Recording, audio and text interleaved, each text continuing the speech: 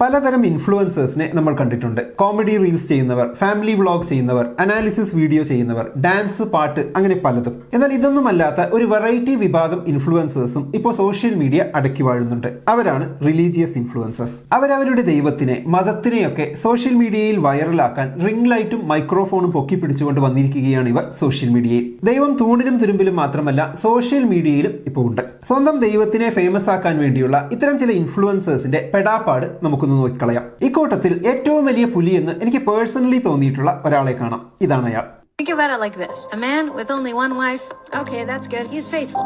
But a man with 3 women, that's 3 times more faithfulness than the beta with only one wife. ഒരു വലിയ കണക്ക് പറഞ്ഞു തന്നുകൊണ്ടാണ് ഇത്തവണ വന്നിരിക്കുന്നത്. ശ്രദ്ധിച്ചു കേട്ടാലേ മനസ്സിലാകും. സ്ത്രീകളെ ആകർഷിച്ചില്ലെങ്കിലും ഈ കണക്ക് പുരുഷന്മാരെ ആകർഷിക്കാൻ വഴിയുണ്ട്. പൊതുവെ ഇസ്ലാമിനെ വിമർശിക്കാൻ ആളുകൾ ഉപയോഗിക്കുന്ന ഒരു സംഭവമാണ് ഈ 4 കെട്ട്. പുരുഷന്മാർക്ക് 4 വരെ കെട്ടാം എന്നതിനെ സ്ത്രീവിരുദ്ധതയായി ഉയർത്തിക്കാട്ടുമ്പോൾ സ്ത്രീകൾ തന്നെ അതിനെ പുകഴ്ത്തിയാൽ എങ്ങനെയുണ്ടാകും? Husband to marry more than one wife. Statistically, there are more women on earth than there is men.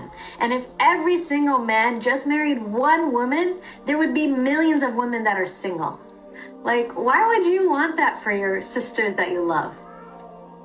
Honestly, I love my friends, and if they wanted to marry my husband, I would definitely encourage it.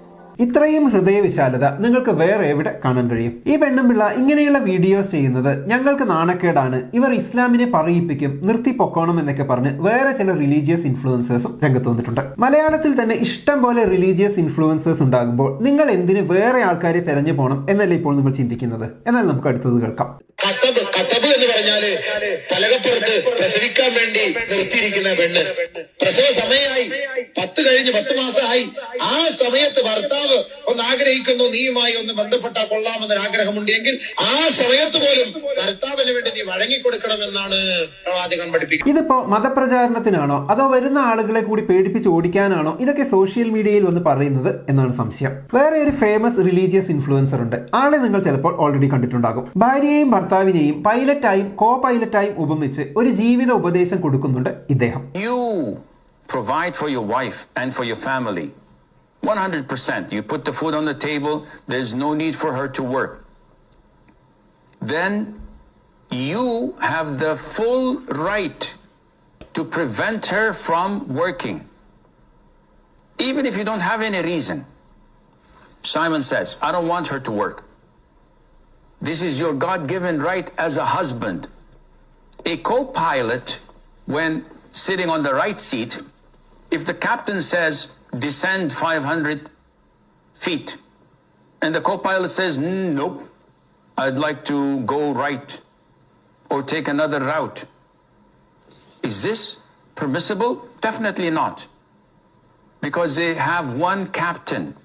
There's one guardian, one leader of the house, and that is the man. അതായത് തന്റെ ഭാര്യയ്ക്ക് ദിവസവും തിന്നാൻ കൊടുക്കുന്നുണ്ട് എങ്കിൽ അവളോട് ജോലിക്ക് പോകേണ്ട എന്ന് പറയാനുള്ള അധികാരവും ഒരാണിനുണ്ട് എന്നാണ് ഇദ്ദേഹം പറയുന്നത്. പൈലറ്റ് പറയുന്നത് കേട്ടാൽ മതി, കോ പൈലറ്റ് ചിലയ്ക്കുന്നത് മൈൻഡ് ആക്കണ്ട എന്ന്. പൈലറ്റ് ആണ് ഭർത്താവ്, കോ പൈലറ്റ് ഭാര്യയും. തിന്നാൻ കിട്ടാൻ വേണ്ടിയാണ് പെണ്ണുങ്ങൾ കല്യാണം കഴിക്കുന്നത് എന്ന ഒരു ചിന്ത എത്ര മനോഹരം. ഈ സോ കോൾഡ് റിലീജിയസ് ഇൻഫ്ലുവൻസേഴ്സ് പറയുന്നതെല്ലാം എനിക്ക് കോമഡിയായാണ് തോന്നുന്നത്. എനിക്ക് മാത്രമല്ല, അത്യാവശ്യം ഈ ഒരു കാലഘട്ടത്തിൽ ജീവിക്കുന്ന പലർക്കും ഇതൊക്കെ കോമഡിയായാണ് തോന്നുന്നുണ്ടാവുക. മാത്രമല്ല അങ്ങേയറ്റം സ്ത്രീവിരുദ്ധവും. സ്ത്രീവിരുദ്ധം എന്ന് പറഞ്ഞപ്പോഴാണ് മറ്റൊരു ഇൻഫ്ലുവൻസറിനെ ഓർമ്മ വന്നത്. പൂക്കി മഹാരാജ് എന്നൊരു റിലീജിയസ് ഇൻഫ്ലുവൻസറിനെ കുറിച്ച് ഒരു വീഡിയോ കണ്ടിരുന്നു. അതിലൊരു സ്ത്രീ തന്റെ ഭർത്താവ് തന്നെ ജോലിക്ക് വിടുന്നില്ല എന്ന് ഇയാളോട് പരാതി പറയുമ്പോൾ ഇയാൾ പറയുന്നത് ഇതാണ്.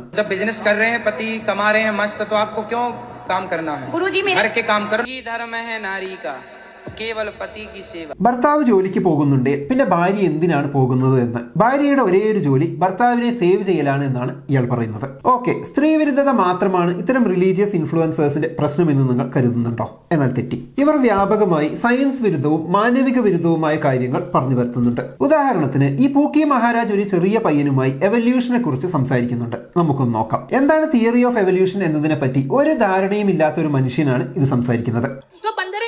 जो बंदर आजकल बंदर बन के रह गए और हम लोग इंसान बन गए ना. साइंस भी कहता है कि होमो डाइंस जो है वह धीरे धीरे बंदर से मनुष्य हो गया, कोई प्रूफ है? 11 ഗ്രാം നെയ്യ് ബേൺ ചെയ്താൽ 1 ടൺ ഓക്സിജൻ കിട്ടുമെന്നതാണ് ഇയാളുടെ മറ്റൊരു കണ്ടുപിടുത്തം. और घी 1 तोला घी जब जलता है तो 1 टन ऑक्सीजन पैदा होती है. ये मैं नहीं कह रहा हूँ, साइंस कहता है. പശുമൂത്രം കുടിച്ചാൽ ക്യാൻസർ മാറുമെന്നും ഇയാൾ കണ്ടുപിടിച്ചിട്ടുണ്ട്. ഇത്തരം മണ്ടത്തരം പറയുന്ന ആളുകൾക്ക് ഒരു റിലീജിയസ് ഇൻഫ്ലുവൻസർ എന്നതിലപ്പുറം വിസിബിലിറ്റി ഒന്നും കിട്ടാൻ പോകുന്നില്ല. വെറുതെ എന്തിന് ഇതൊക്കെ ഡിസ്കസ് ചെയ്ത് സമയം കളയണമെന്ന് തോന്നുന്നുണ്ടോ? എന്നാൽ പറയാം, ഈ പൂക്കി മഹാരാജിനെ ഇന്റർവ്യൂ ചെയ്യാനും ഗസ്റ്റായി വിളിക്കാനും ന്യൂസ് ചാനലുകൾ വരെ തയ്യാറാണ്. ഓക്കെ, സയൻസ് വിരുദ്ധതയായി. ഇനി എന്താണ് മാനവിക വിരുദ്ധം എന്നാണോ? അതും നോക്കാം. And technically, it is to fight for the cause of Allah. And what is the reason behind such jihad? Number one, to call them to Islam. It is for da'wah. The jihad is only for da'wah. That is why when Muslims go and conquer the adjacent country, what do? We kill them all? No. The Prophet says, the first thing you do is call them to Islam. If they accept it, leave them. Khalas, they're Muslims. We go. If they refuse, then tell them Allah obliged upon you to pay taxation, jizya. If they refuse, then we have to fight. And if we fight you, then we capture you, you become our slaves, and we take your land, and you take because you refuse, I give you 2 good options. 2 അടിപൊളി options തന്നില്ലേ എന്നിട്ടാണ്. എന്തുകൊണ്ടാണ് religious influencers മറ്റെന്തിനേക്കാളും അപകടമാകുന്നത് എന്നതിന്റെ ചില ഉദാഹരണങ്ങളാണ് ഇതൊക്കെ. ഈ അടുത്ത് വാക്സിൻ എടുക്കാതിരിക്കൽ, വീട്ടിൽ പ്രസവിക്കലൊക്കെ വീണ്ടും വാർത്തയായ സാഹചര്യം നമ്മുടെ നാട്ടിലുണ്ടായി. ഏത് പുരോഗമനപരമായ കാര്യങ്ങൾ മനുഷ്യരിലേക്ക് എത്തുമ്പോഴും അതിലേക്കൊക്കെ വിഷം കലർത്താൻ ഇങ്ങനെ ചിലരുണ്ടാകും. അതിന്റെ ആഫ്റ്റർ എഫക്ട് ഈ രീതിയിലൊക്കെ ആയിരിക്കും സമൂഹത്തിൽ പടരുന്നത്. നമ്മളിപ്പോൾ എത്തി നിൽക്കുന്നത് സോഷ്യൽ മീഡിയയിൽ കോണ്ടന്റ് സ്ട്രാറ്റജി വെച്ച് കളിക്കുന്ന ദൈവത്തിലും മോക്ഷം കിട്ടാൻ ലിങ്ക് ക്ലിക്ക് ചെയ്യുന്ന ജനതയിലുമാണ്. ഇവർക്കൊക്കെ മില്യൺ ഫോളോവേഴ്സ് ഉണ്ട്. ആളുകളുടെ ദൈവഭയം, ഏകാന്തത, മോക്ഷമാർഗം തേടൽ തുടങ്ങിയവയെ വ്യൂസ് ആക്കുന്ന, ക്യാഷ് ആക്കുന്ന, അതിലൂടെ ബ്രാൻഡിങ്ങിന് ശ്രമിക്കുന്ന ഇത്തരം സ്പിരിച്വൽ ഗുരുസ് അങ്ങനെ സോഷ്യൽ മീഡിയയും അവരുടെ ബ്രാൻഡിങ്ങിനായി ഉപയോഗിക്കുന്നു എന്ന് മാത്രം. അപ്പൊ എന്താണ് സോഷ്യൽ മീഡിയയിലുള്ള ഇത്തരം റിലീജിയസ് ഇൻഫ്ലുവൻസേഴ്സിനെ കുറിച്ചുള്ള നിങ്ങളുടെ അഭിപ്രായം? കമന്റ് ബോക്സിൽ എഴുതുമല്ലോ. നമുക്ക് അടുത്ത വീഡിയോയിൽ വീണ്ടും കാണാം. ബൈ.